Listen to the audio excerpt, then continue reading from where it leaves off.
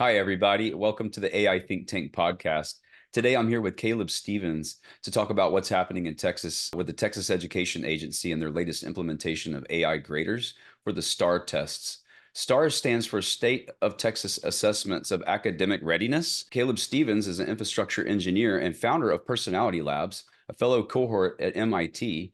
Caleb also used to be the manager of enterprise systems at National Math and Science, a nonprofit that specializes in helping teachers teach AP and STEM education in high schools. Caleb is an Austin native and currently resides in the Dallas-Fort Worth area. How's it going today, Caleb? Hey, Dan. Going great. Thanks for having me on. Appreciate you inviting me back, as always.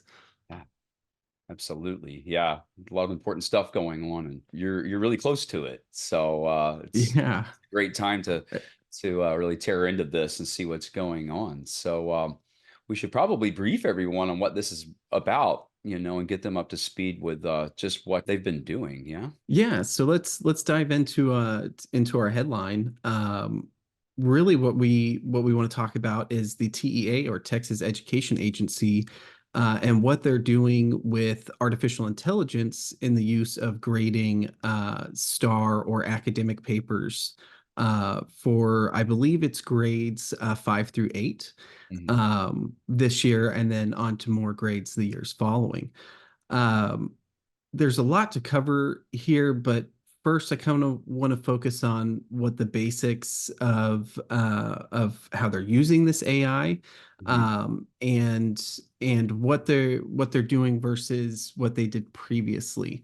Um, so to talk about what they did previously, in previous years, they would hire about 6,000 graders. These graders would then be trained.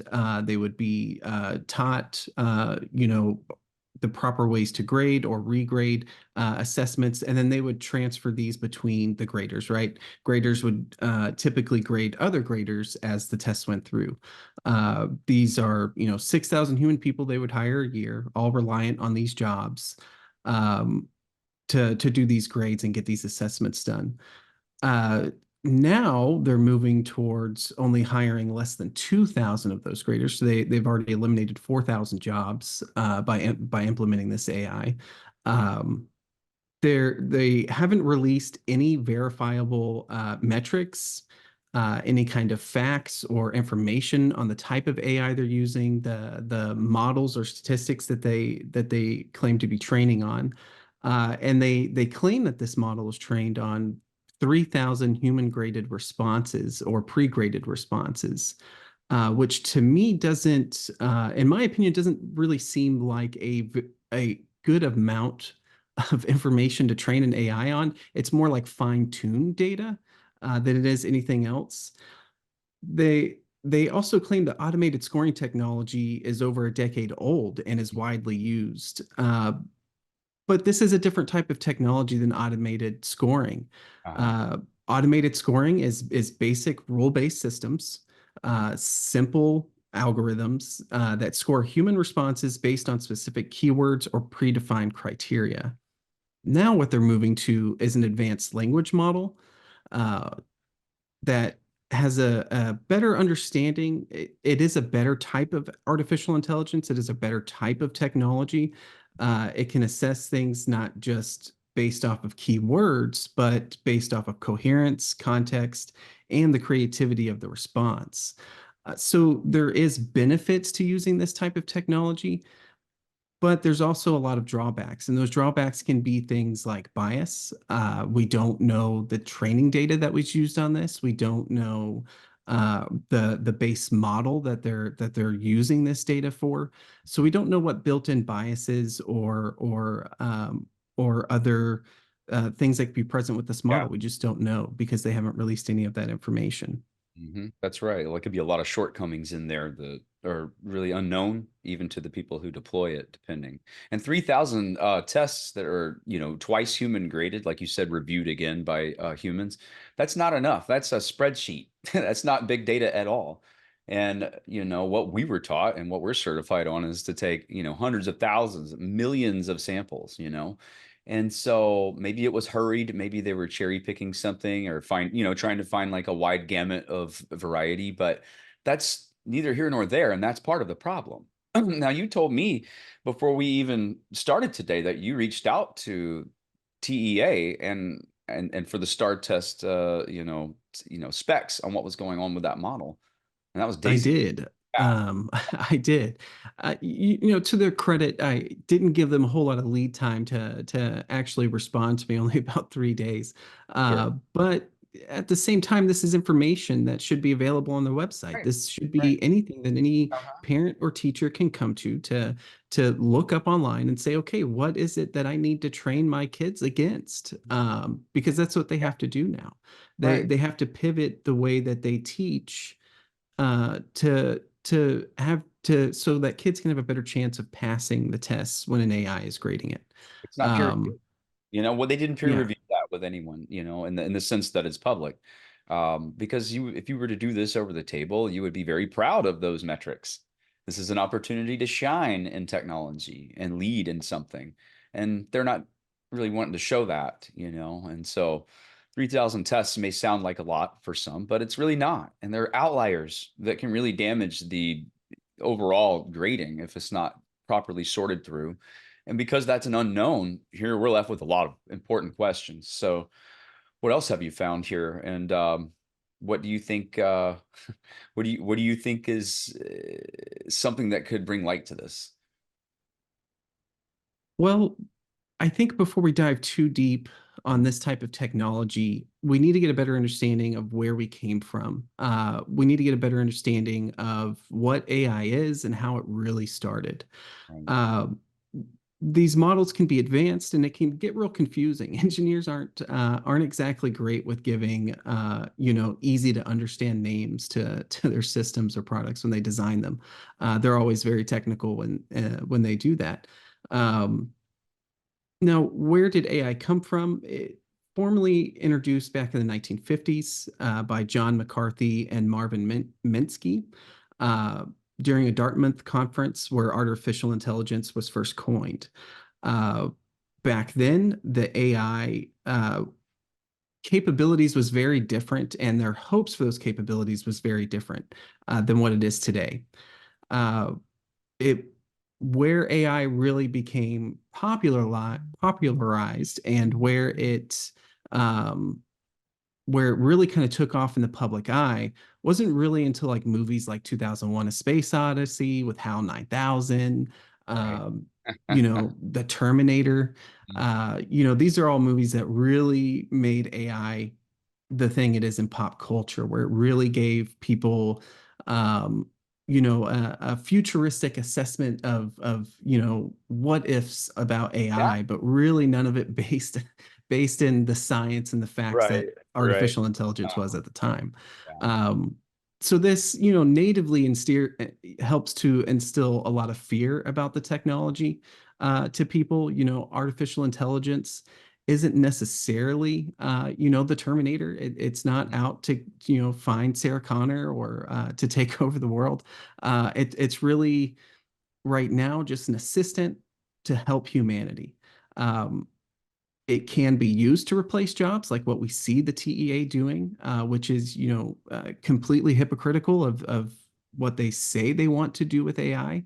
Yeah. You would expect, considering most government stance on artificial intelligence and keeping human in the loop, that Texas would be one of the states that demands that, instead going the complete opposite direction to fire, get rid of 4,000 people out of the workforce Mhm. and claim to save, up to $20 million, but also not tell us what they're doing with that $20 million.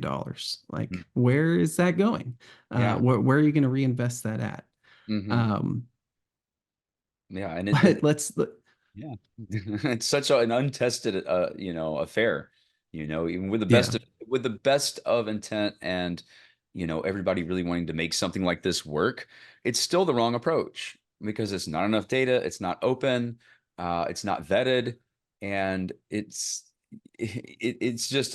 premature, at this point. I mean, from the outside, you can plainly see from all the pushback that for a variety of reasons, this is not exactly a good fit right now. Um, so let's see here. So what else have you found recently here? So what we've what we've been looking into more is how are they going to split up this new grading process? What is the actual tangible data that we can get from them? And how is this process really going to work to better really the learning experience of the children, which is what we should be thinking about here, not really the cost savings, because educating our youth really shouldn't be an area where we determine cost savings first. It should be bettering the education experience first, and then saving costs where you can. Um, I think that using artificial intelligence to assist humans in grading this would have been a better approach. Mhm. But let's go ahead and cover theirs. Yeah. Um, the TEA is saying that they have implemented AI to grade about 75% of human of the test scores, and humans will grade the other 25%. Um, Now, this is a little misleading because as you dive deeper into the documentation, you actually see the artificial intelligence that they're using is grading 100% of the papers, Right. and 25% of those are being sent back to humans to regrade as kind of a test base. Hmm. Right. Assuming assuming you would want to do this the opposite way the first time you do an implementation of artificial Right. intelligence on this Yeah. scale, I would assume you'd want to do the complete opposite Uh-huh. of this, where you Right. do 25, Right. 75. Uh, Um, yeah, but this is it, something we're trained in doing this, okay? And we spend a lot of time learning about the pitfalls of something like this and implementing it. And you're absolutely right. You would graduate into something like that slowly and verify every step along the way because you'll get false positives on all sides, okay? Unfair can be any matter of way is unfair, okay, but in yeah, regards to people being improperly given dinged with a zero, that's bad news. And it's already raised lots of concerns because it caused immediate failures in grading and affected school yeah. systems, and it goes Louisville ISD was one of the test schools for this, and they noticed immediately more zeros on these tests than they had seen before, right. because the AI they were using either couldn't read the writing that was on the paper, or it couldn't understand the current lingo that the students were using or something like that. So it immediately graded the paper as a zero. Now they claim that they have some toggles or some tags that get added to these papers that can identify when the AI is unsure. Yes, But what we know from working with AI is it's generally doesn't know when it's unsure of something. exactly. It Yeah. will it will generally just rely on its own data to come to a conclusion. It doesn't normally mark anything as being Right. unsure Yeah. unless a heavy prompt is in front of that. Hmm. Um, and again, they haven't released any data. We don't know Hmm. how they've designed this to work Yeah. the way that they claim it does. We just Right. don't know. Yeah, well, here we can Um, deduce something, and that is we know they're not using ChatGPT 4, okay, because that's yeah, expensive, and that wouldn't save them as much money. And because if I was to just trust some AI to do that, it would be the newest ChatGPT 4.0, or even one from a few weeks ago. They're really good at that, but even they are fallible. Even if you pay a lot of money yeah. to this, it's fallible. And even if you work closely with these systems and integrating these systems like you and I do, okay, on a daily basis, you'll find that it's like pulling teeth some days just to get it to create the proper output for something. Exactly. And And it's not going hallucinations are real. I mean, these things hallucinate all the time. And hmm especially if they're using older models, there's going to be more hallucinations in the model. That hmm is going to be something that is incredibly difficult for them to right. control as it's giving responses or attempting to grade papers. Because it may just hallucinate the student wrote something completely different, I've seen it. and then grade it off of that. Yeah, exactly. So, and I mean, they are made to create and generate. They are built upon the idea of creating, and it hallucinates just by design. But the thing is, when it loses its, what do you call it, train of thought, okay, and it Yeah, and it, and it loses context, it will start incorporating its imagination, it's the hallucinations here, And that's where things get tricky. And there can be people who pass and are fine because their wording was a certain way, and there'll be people caught in the middle who maybe don't use the same words, or like they said, slang. I had a really good friend Exactly. bring up their people that are on the spectrum that are going to get caught in the middle of this, who may or may not communicate the same way, who may not be able to put the same emphasis into something, or pass a formal test like this. It's not easy. And Yeah. even people like us, I mean, adults are students too, even out in the real world when we're learning something, we may use AI to figure something out. And then even then we have to round robin and verify that. I mean, like, well, that was convenient. It gathered the information for me. Now I can kind of sort through that for myself. And that did save time, but I don't trust it. And we learned Yeah. in the beginning not to. And in the last year, we've seen, shoot, in the last 6 months, we've seen things progress to a wonderful level. Okay. But still, it still happens. You still have the train of thought Yeah. issues. You still have certain things that will happen. And And that's one of the things that concerns me the most here is in short context windows, Mhm. this level of AI performs fantastically, right? And 3,000 responses is about the size of one context window Yeah, for models like GPT-4. that's right. It's not very much text, to be honest with you. It's just not very much at all.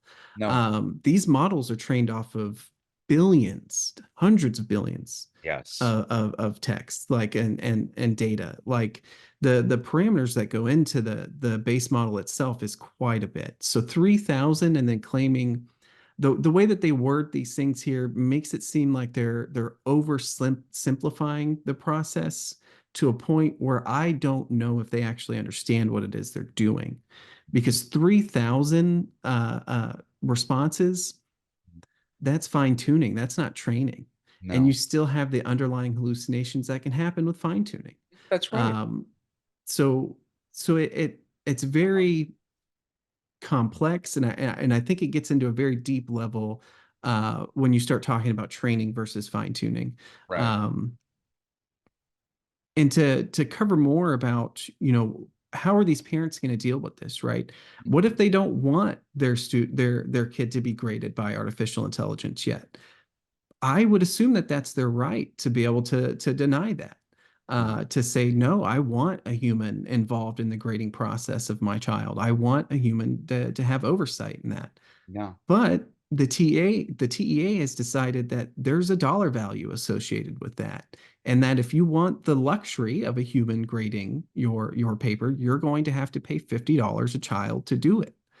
Um, Now they've kind of offered a carrot with the stick a little bit, and saying if a human grades the paper and they deem that the student would have passed or would have had a higher grade, then Mhm. you can get a refund on that $50 fee. But I think about that $50 fee, that is not cheap. No. That's definitely not cheap for parents like my brother who have three kids. Mhm. He's on dialysis 3 days a week, and he lives on a very limited income.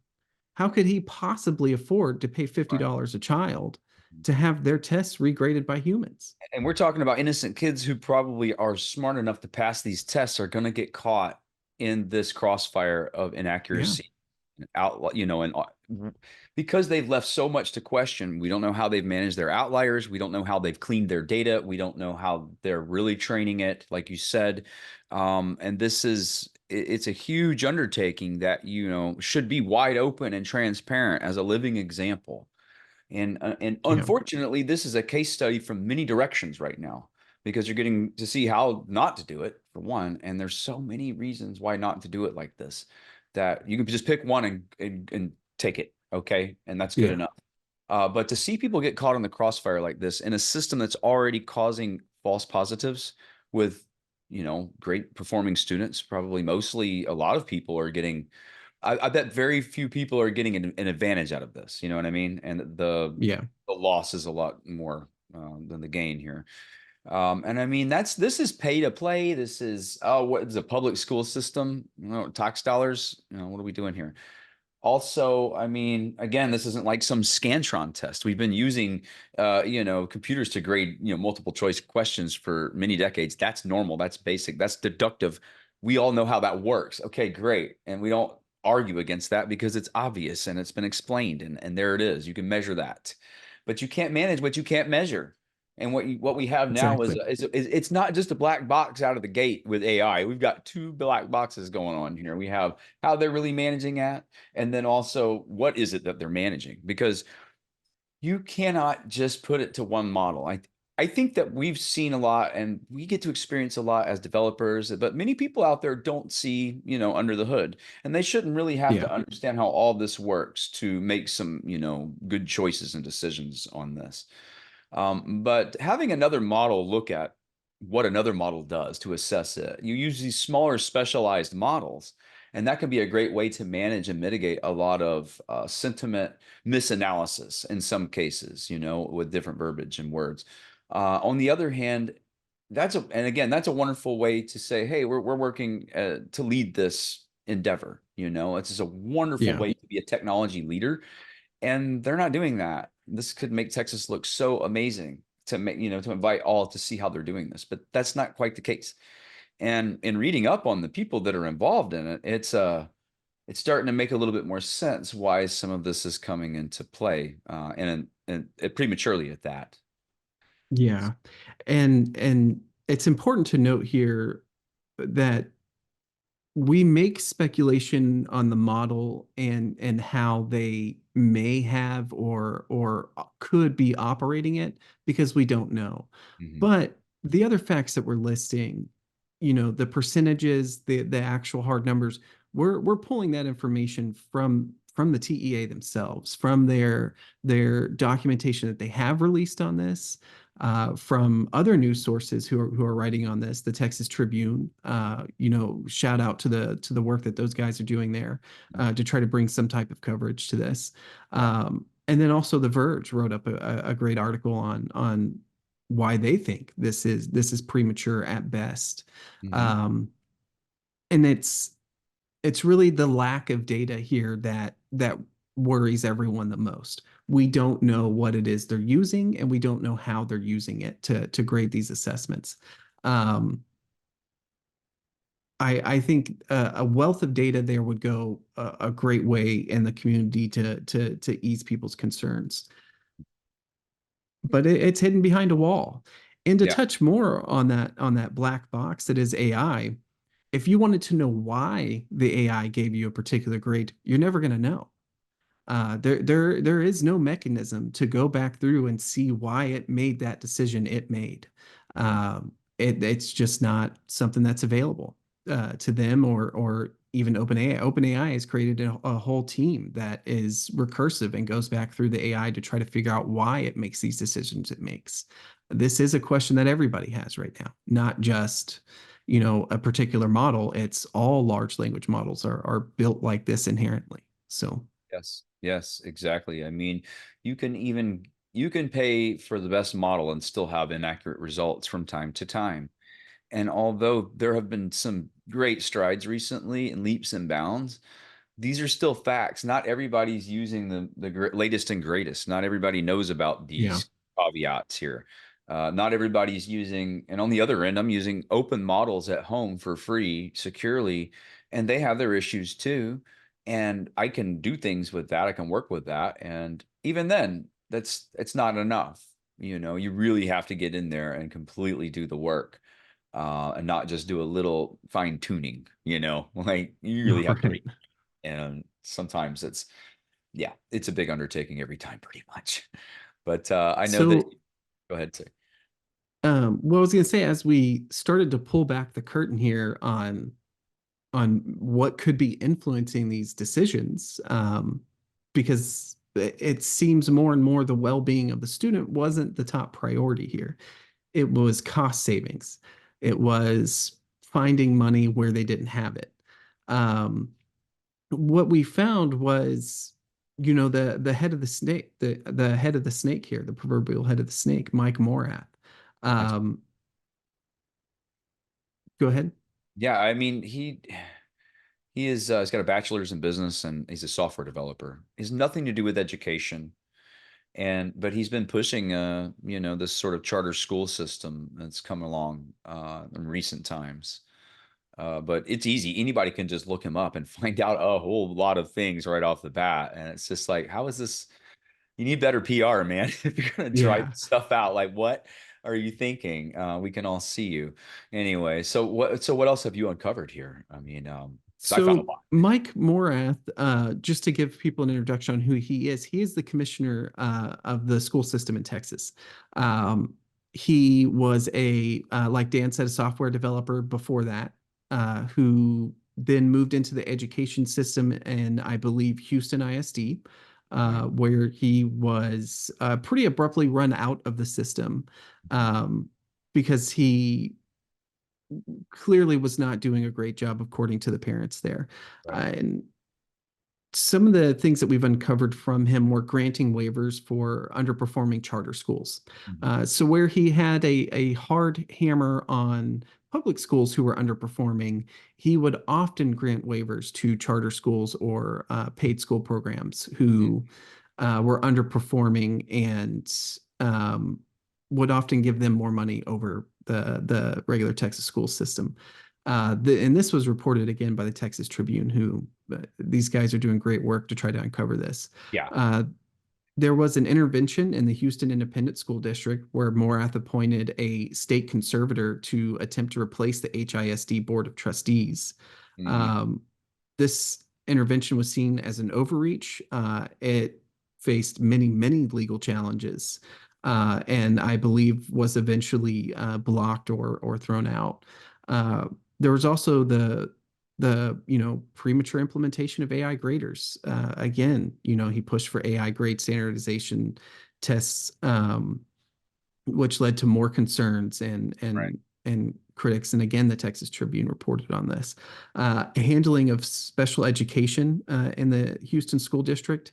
Um, Following a federal finding that Texas violated laws regarding treatment of students with disabilities, Morath's TEA recommended state oversight of HISD's Special Education Department. Um, so there's a lot here. I mean, that's not necessarily a bad thing that he's done, moving in with state oversight to try to protect students with disabilities. But again, he goes back on that with controversial appointments, Yeah. where he appointed conservators to multiple school districts without oversight and without reach. Um, there's been multiple fines and testing errors through the educational system from him, $20 million following a major glitch that erased students' answers on state assessments. Um, Yeah. That doesn't you save any know, money. You're not yeah, saving any money there. Okay. That's a lot more work. And yeah. There's so many angles to that. And there's a lot to unpack with why someone would do some of these things. I mean, yeah, it's obvious a lot of moves are political, and that's common. That's normal, for hundreds of years, people do things like this. But to do it so poorly, it's just, it's bad. It's not just like, who cares about that guy not making it, not succeeding in all these things? He's hurting so many people along the way, and it's not exactly, you know, education isn't exactly a specialty of his in terms of training. Let's see here. I actually have someone, Patrick, how's it going? I see your hand hey up there. Patrick, Hi there. Can you hear me all right? Yes, sir. You we got it. can. So, Caleb, I have, as you know, a lot of respect for you. You and I, we've known each other for a while, and you do marvelous things. Thank Can you, we have sir. but I have a opposite point of view than you Sure. on this, and so if you don't mind, let's turn this into a more of a discussion. Okay. Yeah. Okay. So here's a couple of points. One of them is, do we know what algorithms they're using? Mhm. Because the ones that do text recognition, conversion of handwritten text into text, are not the same ones that use large language models. It's a different kind of AI. Mhm. So do we know what they're using? Because saying, well, ChatGPT has a propensity for hallucination. Well, yeah, that's well, but we don't know that they're using ChatGPT or anything that Yeah. has that problem. So, do you know what the algorithms are that they're using for grading these tests? So they haven't released exact data there, but what they have released is they say they use a GPT-like model. That could mean anything, and that It could mean they're could. using exactly what you're talking about, or Right, it could right. mean they're So using GPT. it could We be, don't but know. right, but there are natural language processing models that don't hallucinate. They make mistakes, but Mhm. but they don't have the hallucination issues because they're not using the same kind of algorithm which will choose the best choice of, there are algorithms that won't make a choice if there's no good decision to make, but we don't know Yeah. what they're using. Right. And the second, you're comparing this model to humans in Texas, and you're complaining about bias, the possibility of bias. Are you serious? You can't. I've never met a Texan who wasn't biased in the first place. I mean, You bring up a fair point, Yeah. but so no, when we I'm dug not into saying that to this see where to. the graders were from, they're I'm not not saying actually this. all from Texas. Well, the point isn't this. The point isn't even against Texans being biased. The point is that we humans have an internal biases. If I read somebody's text and they use a word I don't like, I might not like it, even though it might be a perfectly valid word. And Yeah. I think the reason that they're doing it the way they're doing it with a 75% 25 isn't necessarily, is sure it's going to grade, it's going to evaluate the AI, but it's also going to be looking, I would have to think, at how objective and how good were the human graders. Some of this test has to be, because I mean, think about it. When you said the different criteria included things like creativity and all that. Okay, so I'm trying to grade a paper. How am I keeping all those things in mind? Oh, well, is this creative? Is this, that's, they said in a 20 30 years ago that a person could have as many as 7 thoughts in their mind at any given time. But I went to Harvard and I took a class and they said, well, the reality is not really more than 3. It is possible to keep 7 criteria in mind, but not long and not generally. And it doesn't really get above 3. And we might find that this tool is able to evaluate on more criteria than humans are. Mhm. Yeah. And So, that could most certainly be the case. And I don't think anyone would argue against that. right. I think we'll have to I wait and see the results.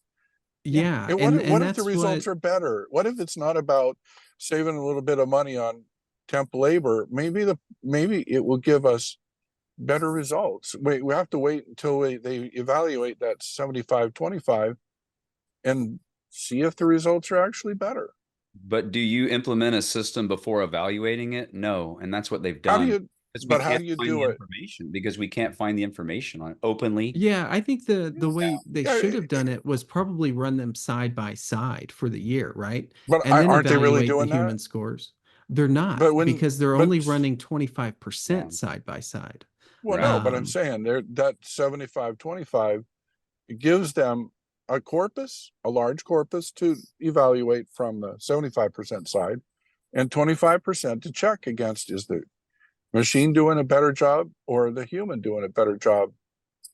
but is It's that the 75. right first way to do it? I mean, There's a as lot of someone things. who's done these types of designs or implementations, I don't know if I would ever go 75% of the way in before I've had a chance to test the system. No. Um, I think I would probably prefer to go the other way or to run 2 systems side by side for a year. I mean, I I kind of don't like think I the would have fact had that these same complaints. they've chosen a couple of years that a kid's what high school a kid goes to, what college they go to, won't be determined by the grades in these tests. Right? They're not old enough that these make a decision into their later education. So, in my opinion, they've chosen a good age range where they can evaluate this. They can evaluate how capable this is, and they might just find out that that it does a better job of grading than humans, but we don't know yet. Mm-hmm. Right. But But also, it I'm does just have saying, a Caleb. repercussion on the schools, though. So it may not Okay, affect their college or if they right. graduate, but it does affect the budget their school gets allocated the next year. How's that? So there is a monetary value tied to the How's school based off their performance of the tests. how's Um, that? How, Underperforming schools in Texas get less money. Um, underperforming get less money? yes, they do. we did a It fair is amount of very research into this and found out a lot of Yeah, it's very kind of there. backwards. We'd like to They try convince to you. yeah, incentivize with other programs and Okay. things like that, but yeah. I don't know if Texas has figured out that giving underperforming things less money doesn't typically make them perform better. It Right. sounds like that bias is already there that I was talking about before. Yeah, I'm Yeah, just saying, exactly. it's not hard to find bias Um, in a Texan. Sure. So, and then Larry's got a point here. Thank you, Patrick. Larry. Sure. Hey, so my question is, they have data. Like when some of the biggest challenges that I've seen with AI is finding a complete data set for you to be able to utilize that and do your testing and your evaluation. Now, I would imagine they have years worth of tests and years worth of grades and things that they could go through and correspond, grade those things at the 75-25 and compare it to the grades from the previous years. That's how you do your testing. You don't do testing on live data in a live environment. I mean, That's right. I don't understand why they would do that. And then the other concern I have is as we get into more and more data sets and as the data continues to expand in terms of the areas that we can train the AI into specific things, if the data sets are not orchestrated in a way that, like you guys said, is going to reduce biases, they should be able to standardize some of this stuff. Now, I'm not for big government and a lot of oversight. I think that, we've seen the damages and the consequences of that, but there has to be some oversight to be able to implement just best practices. I agree with you. The most concerning thing to me about this whole issue is they're only testing it on 3,000, a data set of 3,000 cases. That is just, they have probably hundreds of thousands, if not millions of things that they could go to in the past. Why are they not doing that? It just doesn't seem, I don't know, it doesn't seem practical or logical to me.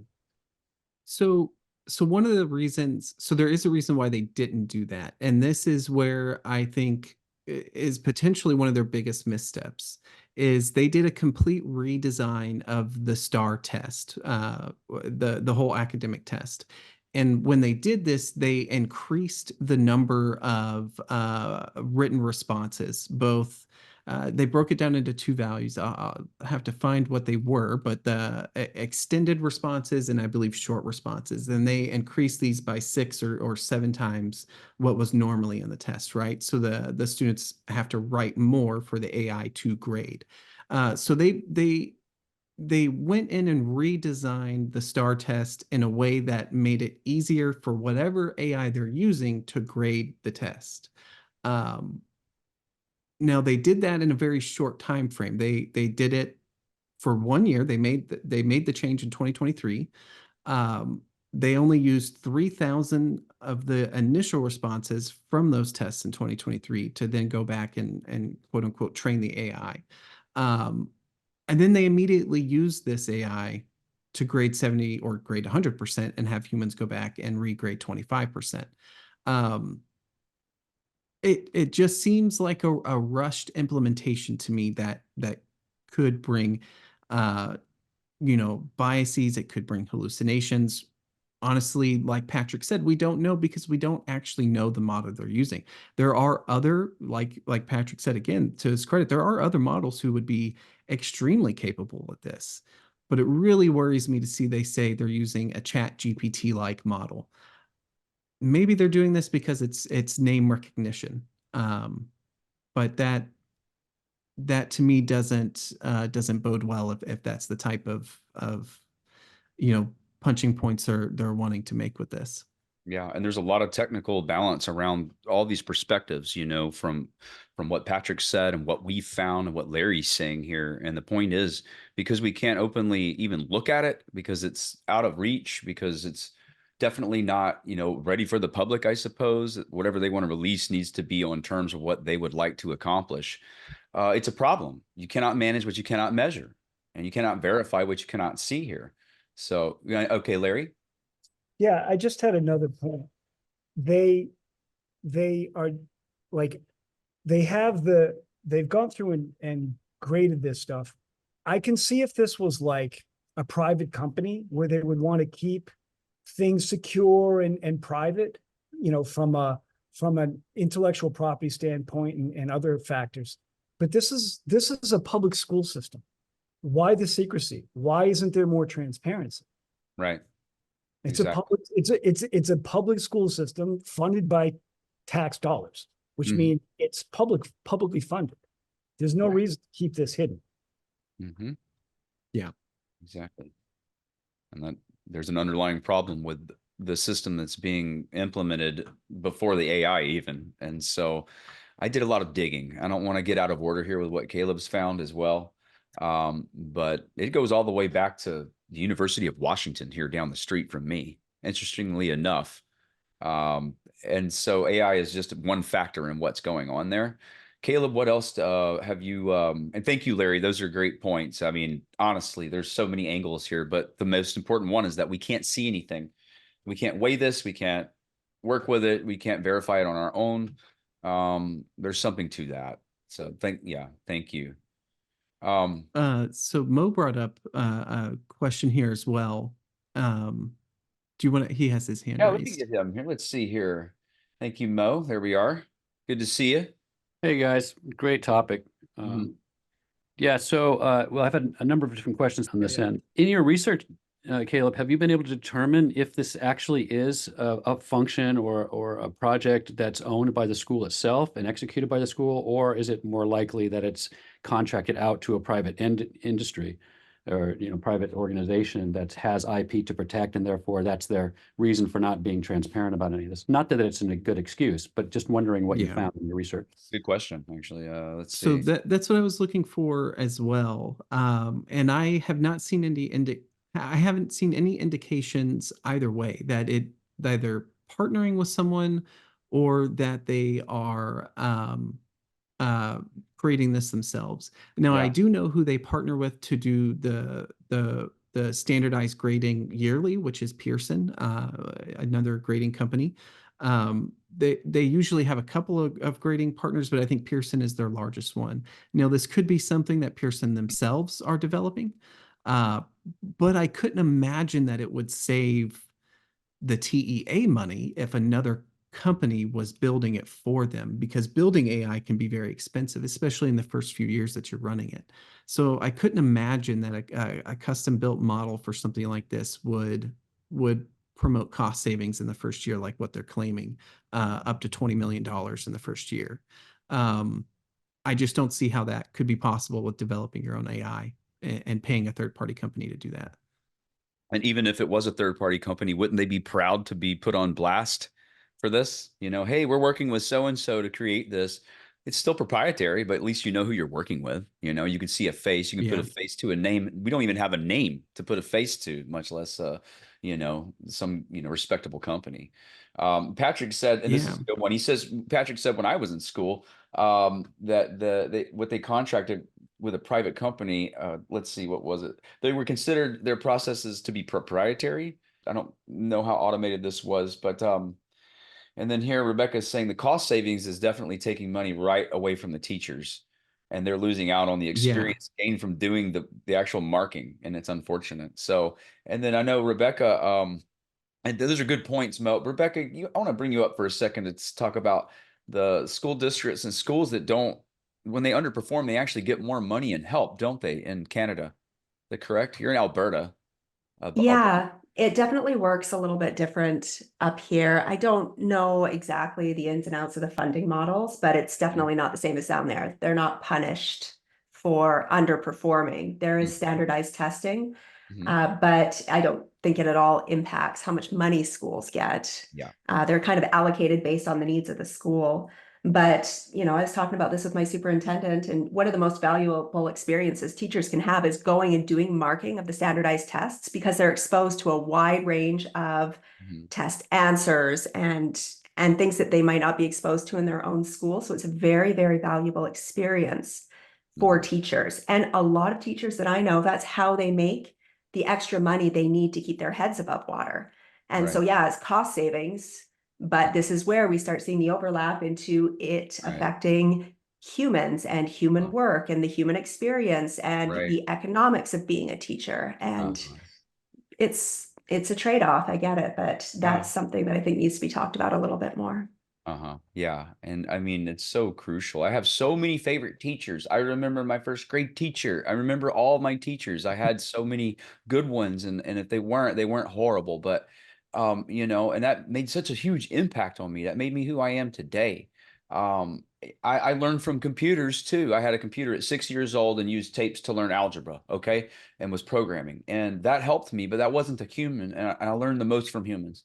And to me, that's incredibly powerful. And now I use AI in a modern sense to learn and help myself, you know, find, you know, new facets of things. And it's great and it's creative, but I crave a human experience. And no matter what you do with AI, there's nothing that can ever replace that magic, you know, of a living entity. Okay. But like you said, it's critical for their training and for these teachers to be involved in this, you know, as part of what their journey as well. So, but there's a lot of angles to this, and I'd love to see the different perspectives from different countries and different states, in just different places in the world. I mean, there's a lot of great examples out there. I had a friend that was going to show up today, and he's sick. He's taking care of his kids though, and he's out in Orange County public schools, and he's basically help the students lead themselves in their own exploration of AI and learning. And it's been phenomenal, and it's been open, and it's been an invitation for all to see. And it's just been a fantastic thing to experience. And but anyway, there's so many perspectives on this. So thank you, Rebecca. Thank you. Actually, I'm going to bring up one more thing, if I may. Please. I've been in this space kind of from the beginning, and I keep hearing everything about AI and education, impacts on teachers, impacts on students. But I realize we're really missing bringing parents into this conversation, helping parents be educated on this topic, and helping parents have a say in how their kids are educated, how they're graded, what they think is best for their kids. And so I think that's something that we need to bring to the forefront as well in these conversations, because you can have teachers educated on how to use AI, you can have them using it, you can have the students using it, but if the parents don't understand it, and if the parents don't understand how to support at home, and if the parents don't understand the implications, they're not going to jump on board. They're going to fight against things like this because they don't understand it. Nobody's invested the time in helping them understand it. Right. And if those who don't know, Rebecca has 4 children. Okay. I think you've got them all into college now, haven't you?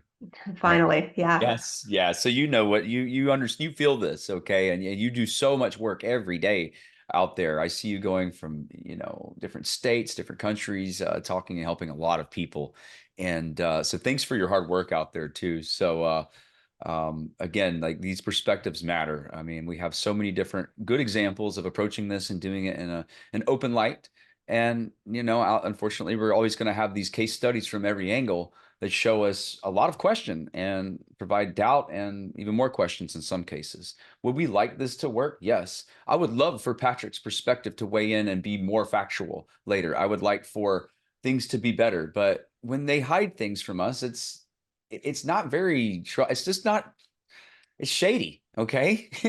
I don't trust it.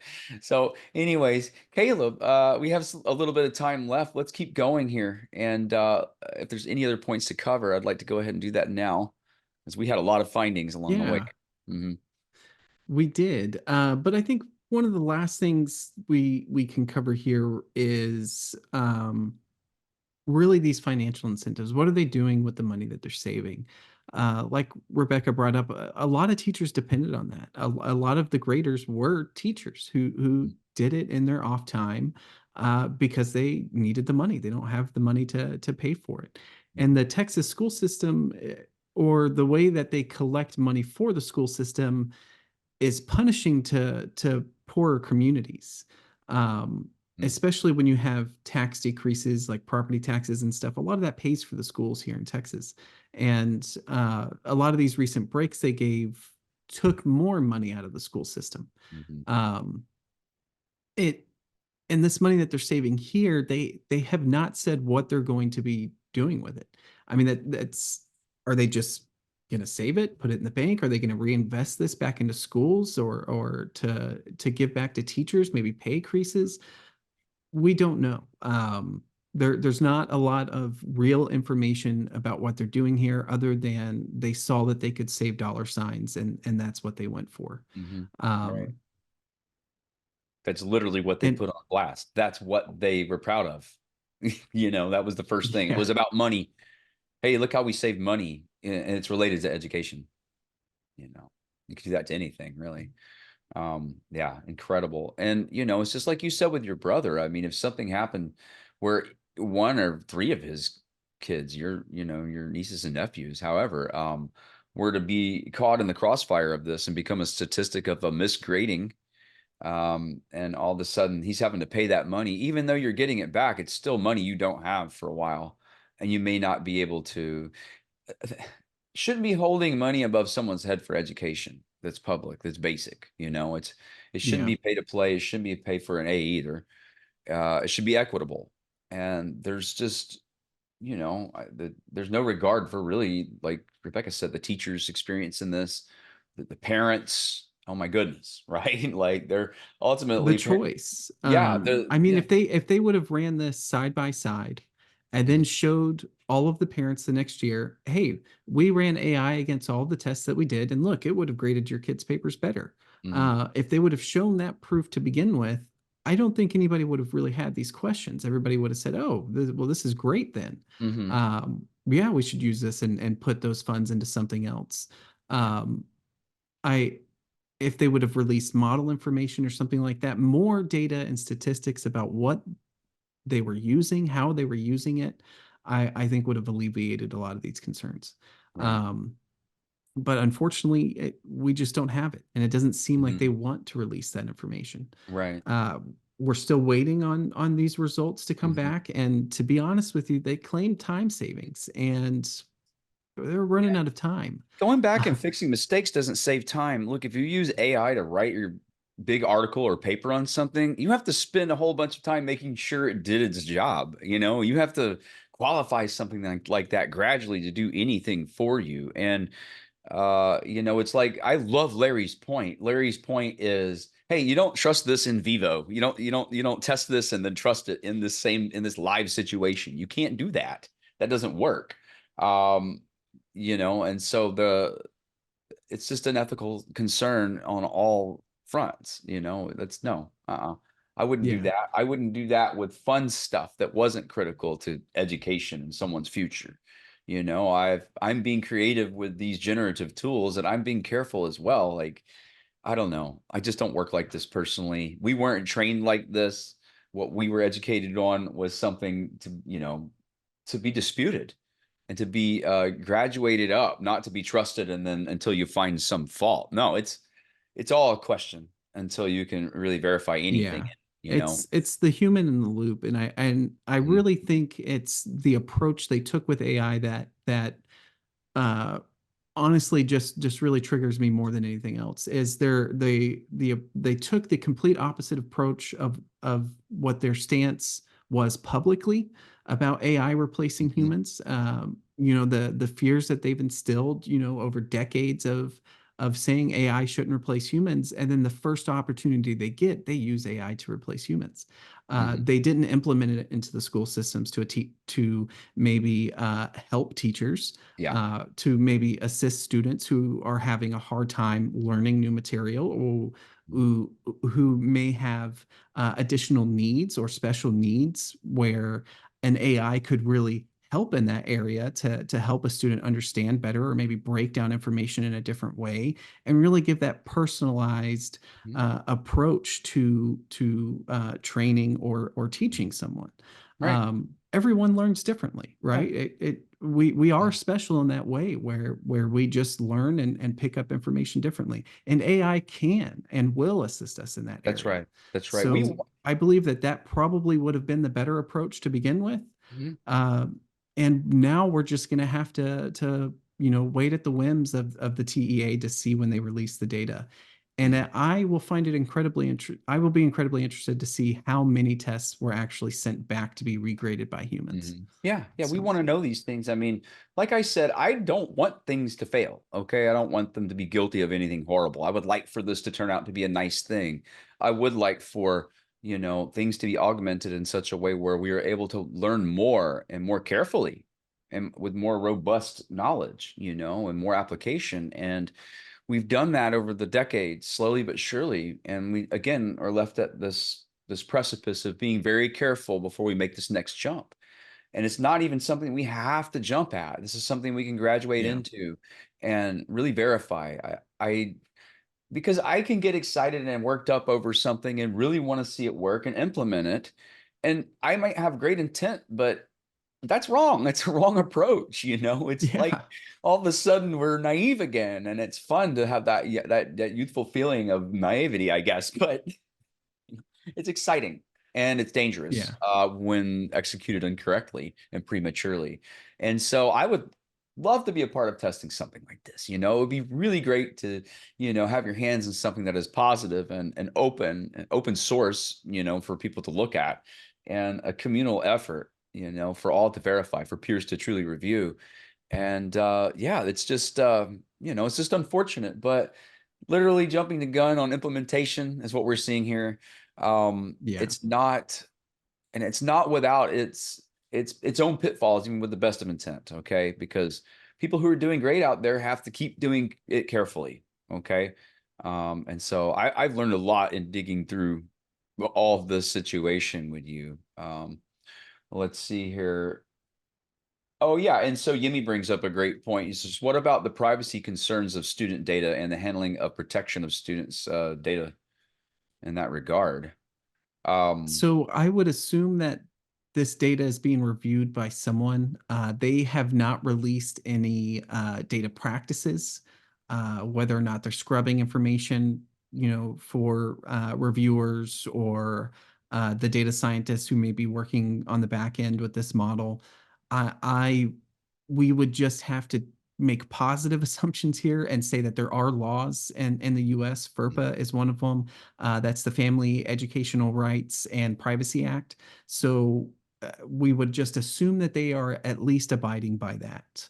But again, they haven't released any kind of information about how they're handling those data practices.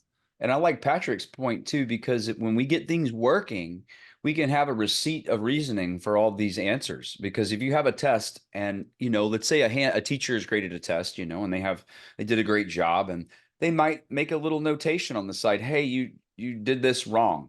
Okay. You know what I mean? Just a little note to the side, little footnote. And an AI test may not be graded the same way or have that kind of personal touch. Maybe it's not really supposed to. But I think it'd be really great to have a receipt of validation on a test result. So here's all the answers. Here's the reasoning that was worked out by the AI. Oh, because it's automated and fast, we need to be doing that too. So if you're going to automate all this other stuff, you better automate all the other things to help audit that system, verify it, validate it, and provide a receipt of reasoning, a chain of thought, a chain of reasoning, and validate that. And at the least, and then a parent could look through that and go, oh, here's how it reasoned. Oh, hey, you know what? He should retake this test. We think this should have been graded differently, right? Or son, you need to work harder at this. How can we help you?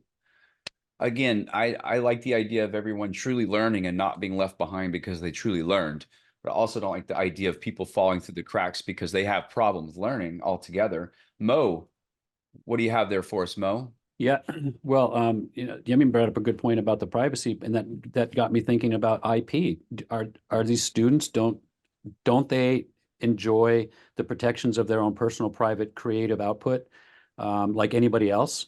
Or due to their status as minors, do they not get that accommodation?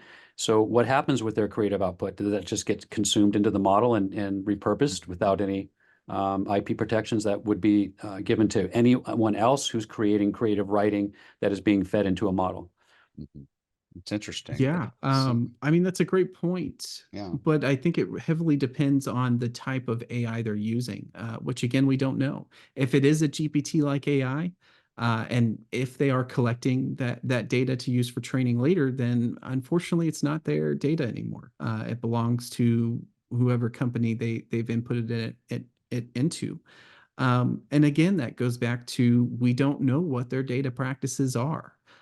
We can make some positive assumptions and say, their data practices are in line with, I mean, to be honest with you, I can't think of a good example. If you think of OpenAI, they take your AI responses and use it to train the AI. Yeah. So it Mm-hmm. we we give don't a have a lot government of good examples to go off of. And can we give a Unfortunately. government program the benefit of the doubt in assuming that it's, that it's doing things properly when it doesn't even want to be transparent? Yeah. Right. Right. I think for most part, I have a hefty trust in people at first, right? So it is people in the government, and it is people who are back there making these decisions. So I trust that we found good people to do that and who understand their own biases and can make better decisions. Occasionally, that's not the point, and if it's a team put together by Mike Morath, I would say we might be on the wrong end of that. But that, again, is just my opinion. So Right. And Patrick's got one for us. Thank you, Mo. I just think that in terms of bias, to get back to, I think that the computer actually has a better chance of providing unbiased results. One child's in content is going to be the same as another.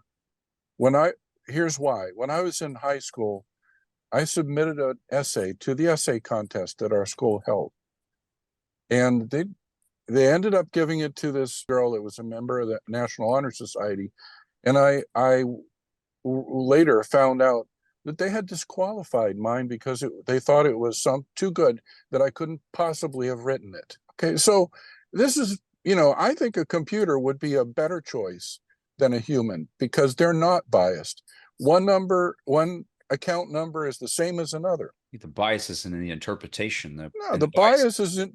I'm saying you can't take the bias out of the Texan. Yeah, there is a level of bias when it comes to slang. So I have seen what the scores actually get to see when they look at the papers, right? So I've gotten to see some of the scrub data that's come back, and how the students actually write down their answers.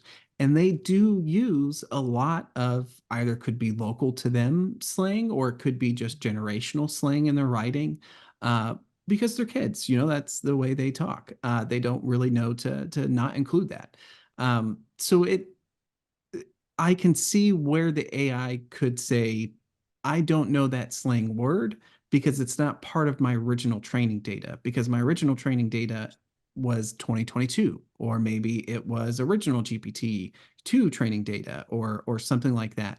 So it doesn't know these newer generational terms or words, and it only knows what it's been trained on. So I have concerns there that it could show bias because it just doesn't understand the culture from which the writing is coming from. And Yemi? Hi, Caleb. This is Yemi here. I have a point. Yeah.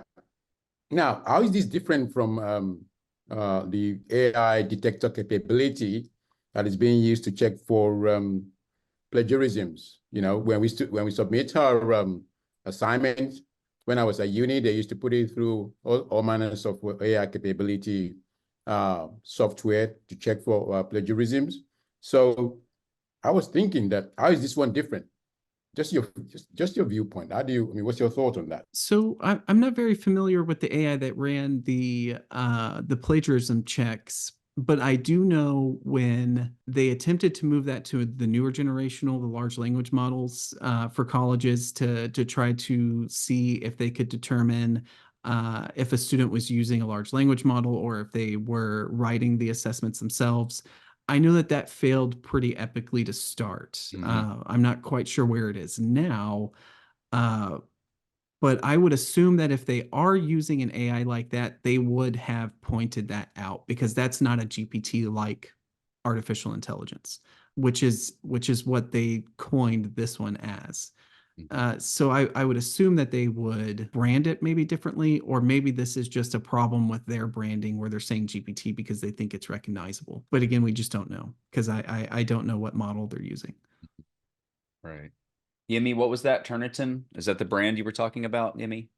Absolutely, yes. That's heavily used over here in UK for it's actually used for to check student submission for plagiarism. So if you use ChatGPT to do your assignment, it picks it up right away. Yeah.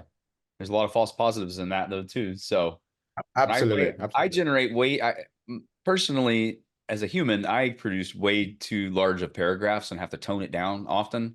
And I'm extremely verbose, and that's a personal thing. And hey, I look like AI sometimes. I'm a helpful assistant. Why not? Right. So, but it's easy to get caught in that crossfire if you're divergent or on the spectrum in any way, or otherwise thinker. You don't fit in, and it doesn't know how to handle certain things you do, or you might look like something else. It can happen. But anyway, yeah. So a lot of good perspectives. What are your thoughts there, Yemi? Would you be more comfortable if they were using, because you've had more experience with that type of AI? Would you be more comfortable with that type of AI, or how would you compare it? You mean the AI grading system compared to human? Well, the AI grading system, like a GPT-like model versus the Turnitin or the Turnitin AI detector that you had mentioned. Yeah, but I thought the idea is to stop, students using ChatGPT to, write up their assignment, and so I think it's a great idea to have that kind of capability, the AI detector, to kind of figure out because when you do an assignment, you need to reference your searches. And you could go the lazy way and say, look, ChatGPT, do this for me, and it will do it for you creatively. So I think that detector really served the purpose. I like that idea. I'm still not sure that replacing humans with, AI grading system is a great idea, more so when it hasn't been fully tested.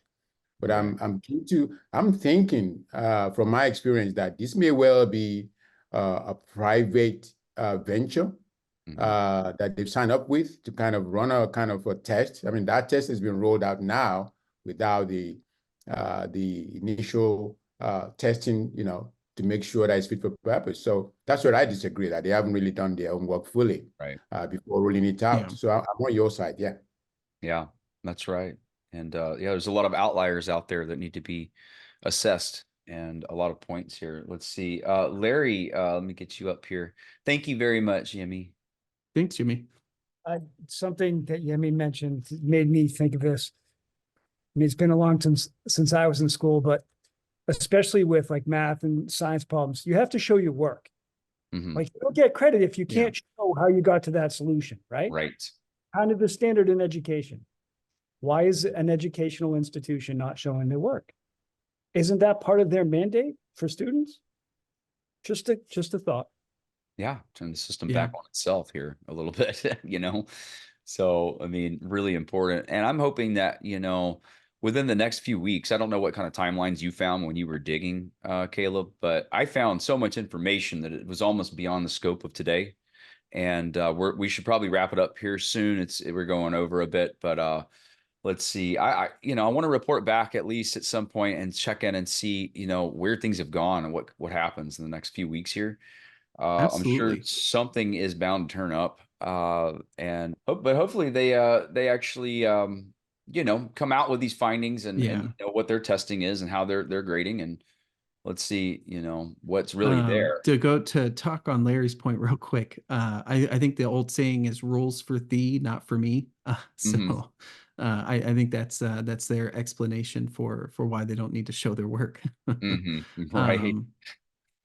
But we absolutely should do a follow-up and talk about this some more. And I will gladly eat crow if the data comes out and says the AI just blew away the human scores, right?